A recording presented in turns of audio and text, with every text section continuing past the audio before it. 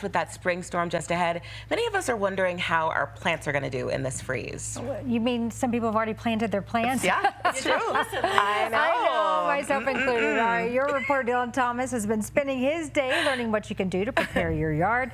Dylan joins us now live. So Dylan, we're hoping you can give us some good tips because we need them. Yeah, when it comes to your trees and your bushes, there isn't all that much you really need or that you really can be done other than maybe brushing off the accumulation that comes down on it when it comes to the snow. But as for your small plants, gardens, or even your pipes, well, there may be a few things you can do to make sure that they're safe. Now, at SiteOne Landscape Supply, the team is getting ready for another late season freeze in Colorado.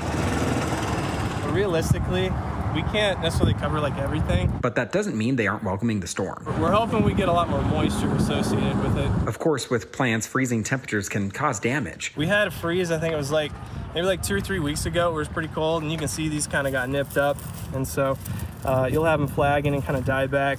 But a lot of times, I mean, plants are resilient. If you have plants that you're hoping to protect from snow or freezing temperatures. I mean, this is frost cloth. This is what a lot of nurseries will use. We do sell it, but you can just spread this out over your plants. Some people use nails to put it in the ground or put just something heavy on it too. But if you can find it, this is the best stuff. If not, bed sheets work too, or old blankets. Don't use nothing like plastic though. But a frost cloth can be costly. Mulch is a really important thing too. That's probably going to be one of your best assets to kind of help insulate and kind of keep the soil temperature good. Everything that's above ground, I wouldn't worry as much, but just try to keep those roots as protected as well. As for pipes, for those who have already turned on their irrigation systems for the season. If you have started your sprinkler up, you will want to cover these with an old blanket and a plastic bag. You don't want these pieces inside to break because they are very expensive to repair.